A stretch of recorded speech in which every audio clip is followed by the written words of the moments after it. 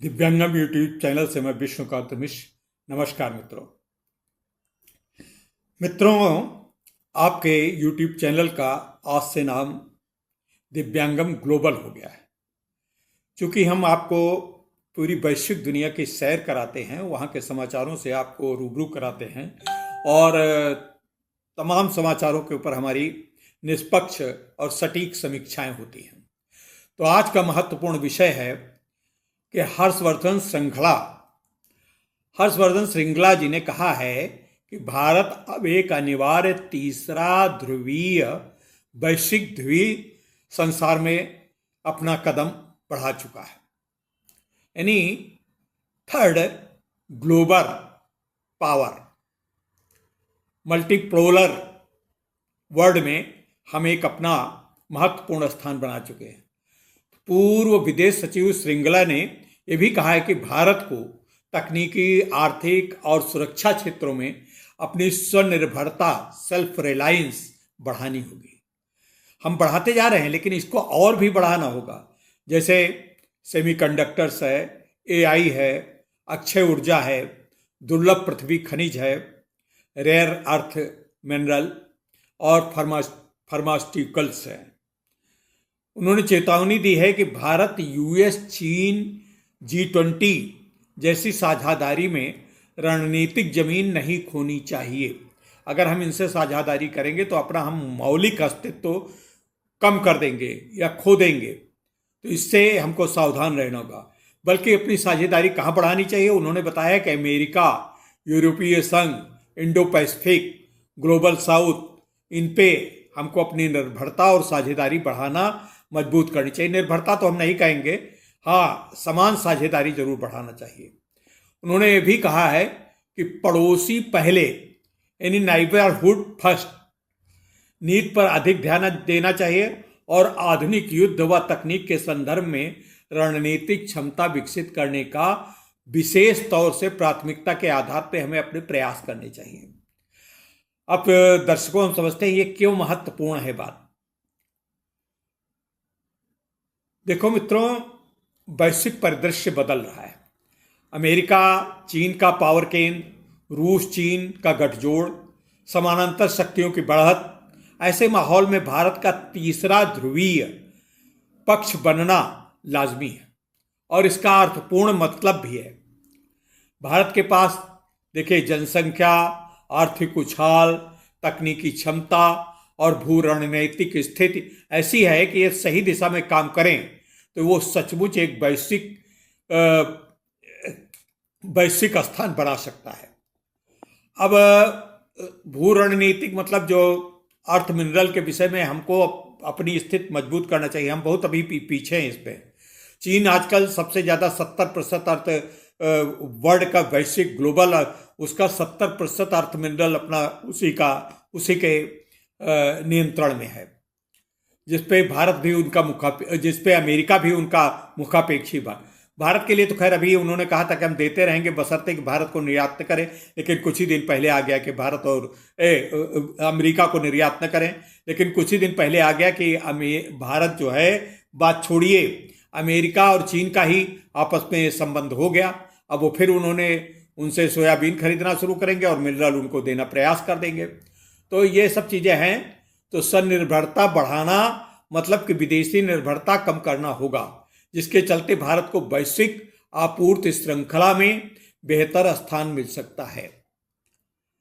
अब पड़ोसी देश, विशेष रूप से चीन और पाकिस्तान के संदर्भ में भारत को अपनी रणनीतिक चौपाल तैयार रखनी होगी।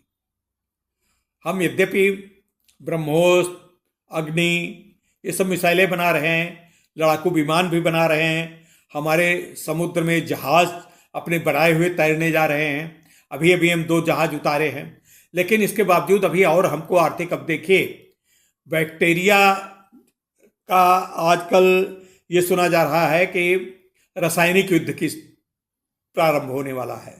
हालांकि रासायनिक युद्ध में हमारे पड़ोसी अभी ज़्यादा तो नहीं है, लेकिन चीन, रूस, अमेरिका इस क्षेत्र में पूर्ण रूप से आत्मनिर्भर हैं और वो सक्षम हैं।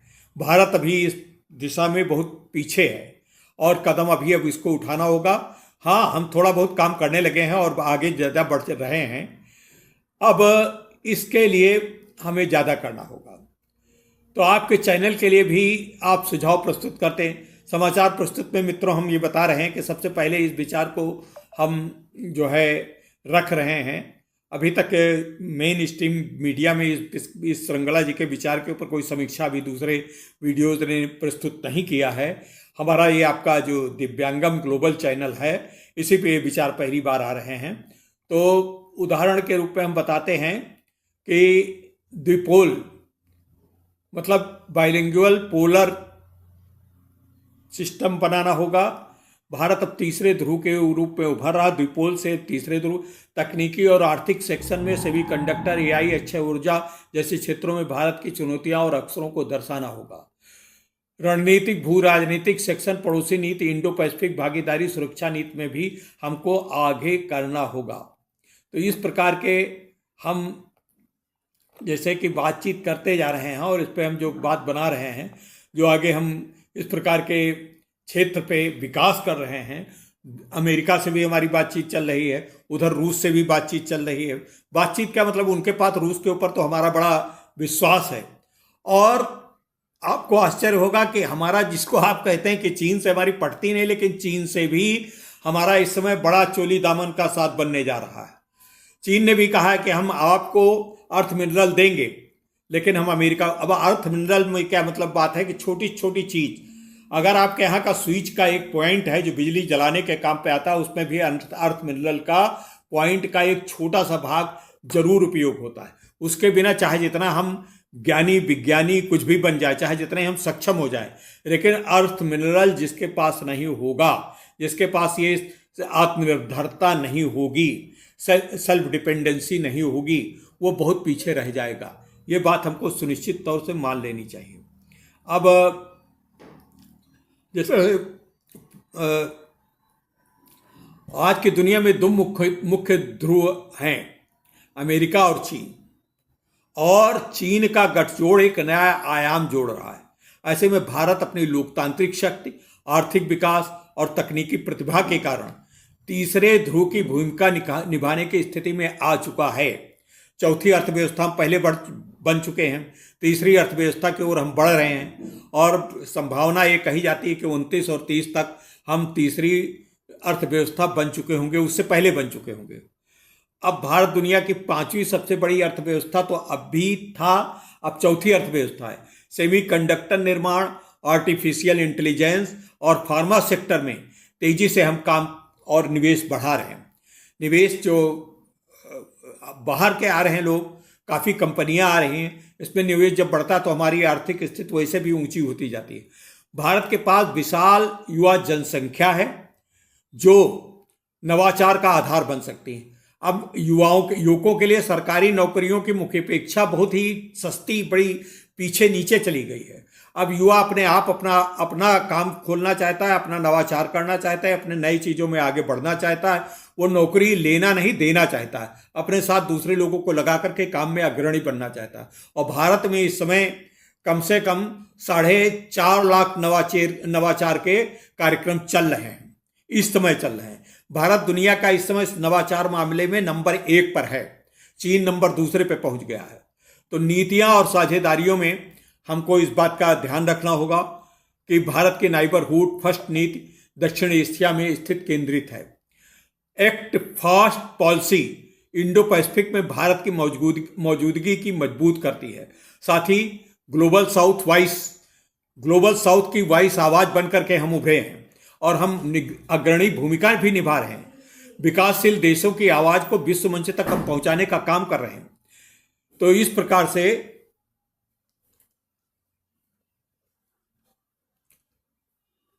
से हम काफी आगे बढ़ते जा रहे हैं। हर्षवर्धन श्रृंखला का संदेश स्पष्ट है कि अगर हम चीन के ऊपर देखिए, विश्वास मित्रों तो नहीं करा जा सकता। आप हमारे सब दर्शक जानते हैं, हमारे श्रोता जानते हैं, कभी कभी हम जितना चीन हमारे तरफ बढ़ने करता है हम भी थोड़ा बढ़ जाते हैं, लेकिन सजग वो भी रहता है, सजग हम भी रहते हैं। हमको मालूम है कि इससे कोई नुकसान हो सकता है, लेकिन व्यापार को हम बंद नहीं कर सकते। व्यापार इस समय चीन का सबसे ज़्यादा पूरे विश्व में कम से कम 58% व्यापार केवल पूरे विश्व में चीन का ही सब सामान जाता है ज़्यादातर, चाहे अमेरिका हो चाहे दूसरे देश हों। कुछ देशों को छोड़कर जिनसे चीन की, जैसे कोरिया उरिया के देश हैं, वो चीन से सामान नहीं मंगाते। जापान भी नहीं लेता है, जापान और चीन की टसल चला करती है, तो इसलिए वो नहीं लेता। लेकिन और सब कुछ यही 2-3 देश हैं जो चीन का सामान ज़्यादा नहीं लेते हैं। ऐसा नहीं कि वो बिल्कुल नहीं लेते, लेकिन सबसे ज़्यादा लगभग 58% जितना सामान का उपयोग निर्माण विनिर्माण के क्षेत्र में है, चीन सबसे अग्रणी है। और दूसरे नंबर पे नवाचार के मामले में अगर कोई देश आता है तो आपका अपना देश भारत है। भारत के ऊपर टैरिफ लगा दिया अमेरिका ने, भारत के ऊपर अमेरिका ने टैरिफ लगा दिया। भारत, अमेरिका में हाय हाय मच गई, भारत का सामान नहीं जा रहा। भारत में दूसरे, जैसे वहाँ से स्पेन का आता है, इटली से पहुँचता है सामान, कनाडा से पहुँचता है, उनके ऊपर भी टैरिफ लगाया। वियतनाम का सामान पहुँचता, उनसे हमारी प्रतियोगिता है, लेकिन उनका सामान टैरिफ लगाने के कारण हमसे सस्ता बिक रहा है। लेकिन अमेरिका के लोग धन के दृष्टि से चाहे भला कितना ही कीमती हो, सामान अच्छा लेना चाहते हैं। तो भारत का सामान ज़्यादा व्यापार पे बहुत असर नहीं पड़ा है। करीब करीब 30% व्यापार हमारा कम हुआ है अमेरिका से। और उसकी क्षतिपूर्ति हमारे, देखिए दीपावली में कितना ज़्यादा, दीपावली के मौसम पे इतना ज़्यादा बिक्री हुई है कि कुछ देशों की जो जीडीपी उतनी है, मतलब इतनी अर्थव्यवस्था है, पूरा बजट है उतना, जितना कि खाली हमारे दीपावली में बिक्री हो गई। तो भारत एक 140 करोड़ से ज़्यादा लोगों की जनसंख्या वाला देश है। तो यहाँ पर कोई कंज्यूमर क्राइसिस नहीं है कि ये सामान हमारा बन जाएगा तो बिकेगा नहीं और खराब हो जाएगा, उसको नष्ट करना पड़ेगा। अमेरिका में तो एक समय ऐसा आ गया कि अगर सोयाबीन अभी चीन लेना बंद कर दे तो किसान वहाँ के बिल्कुल बदहाली की स्थिति में आ गए, भुखमरी कगार पे आ जाते। सबसे ज़्यादा इस समय सोयाबीन अमेरिका में पैदा हुआ है। इस बार सबसे अच्छी फसल अमेरिका में हुई। और जब सब चीन ने एकदम से बंद कर दिया वहाँ लेना, दूसरे देश लेते नहीं, भारत के अपना खुद सोयाबीन में निर्भर है और थोड़ा बहुत मंगाता भी है, तो वो दूसरे जगहों से। तो इस प्रकार से अगर अमेरिका कितना भी बड़ा देश हो, कर्जे में डूबा हुआ व्यक्ति है, देश है, और चूंकि उनका IMF वर्ल्ड बैंक उनका है, तो इसलिए उनके ऊपर कोई कार्रवाई नहीं होती। लेकिन सबसे ज़्यादा इस समय अगर कर्जा किसी देश के ऊपर विश्व में है तो करीब 88 बिलियन डॉलर कर्जा है, 188 बिलियन डॉलर। तो इतना कर्जा होने के बाद फिर भी वो हेकड़ी दिखाता, क्योंकि उसके देश में ये 2 बैंक हैं, उसी के हाथ का खिलौना है, तो उसके ऊपर कोई कुछ कर नहीं सकता। तो मित्रों, ये वीडियो आपको कैसा लगा? इस वीडियो के ऊपर हम आपसे पूछना चाहते हैं कुछ सवाल। आपको क्या लगता है, क्या भारत आने वाले दशक में वास्तव में विश्व का तीसरा ध्रुव बन जाएगा? थर्ड पोलर एग्जिस्टेंस पा जाएगा इंडिया? अपने विचार हमें कमेंट में जरूर बताएं। और अगर आपको ये विश्लेषण पसंद आया है तो लाइक, शेयर और सब्सक्राइब। देखिए, हमने इसमें आपके ऊपर हमने चित्र भी दिए हैं और कई चीज़ें हमने प्रस्तुत की है, ग्राफिक्स भी दिए हैं, ग्राफिक्स डिजाइन भी दिए हैं, सब चीज़ें हैं। आपको बहुत सुलभतापूर्वक हमने समझाने का पूरा प्रयत्न किया है। और भारत के विश्व में स्थिति इस समय तो बहुत बड़ी है, लेकिन इसके साथ साथ चलते चलते आपको ये बता देना चाहता हूँ, भारत की टांगे खींचने के लिए चारों तरफ दुश्मन हैं। पाकिस्तान तो है ही, टर्की है, चीन तो बैठे है, और श्रीलंका और छोटे छोटे टापू में बने देश भी हमको कभी कभी आंखें दिखाने लगते हैं।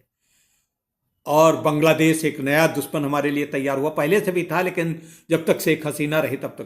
तो इस प्रकार से इतने दुश्मनों से घिरा होने के बाद, वियतनाम के बाद कदाचित भारत एक ऐसा दूसरा देश है जो, वियतनाम तो खैर कम से कम 15-16 देशों से चारों तरफ से एक छोटा सा पिद्दी भर का देश घिरा हुआ है। भारत उसी प्रकार से चारों तरफ से दुश्मन से घिरा होने के बावजूद इतनी बड़ी उन्नति, आर्थिक स्थिति के ऊंचाइयों पर बढ़ता जा रहा है, थर्ड इकोनॉमी बन जाएगा। इस दिशा में भारत बहुत तेजी से नेतृत्व, यहाँ के नरेंद्र मोदी जी प्रधानमंत्री का नेतृत्व, और इससे पहले भी जो भी प्रधानमंत्री रहे हैं उनका अच्छा नेतृत्व, थोड़ा कमोबेश तुलनात्मक रूप से कोई आगे पीछे हो सकता है, लेकिन तुलनात्मक रूप से उन्होंने अपने गौरव को कभी कम नहीं किया, घटाया नहीं है। तो इस प्रकार से मित्रों, आज का वीडियो हम यहीं समाप्त करते हैं। आपकी इस दिशा में क्या राय है, आप कमेंट बॉक्स में जरूर बताइएगा। क्या भारत को विश्व में कोई तीसरा ध्रुवीय भूमिका निभाएगा? हम आपके कमेंट की प्रतीक्षा करेंगे। तब तक के लिए धन्यवाद। नमस्कार।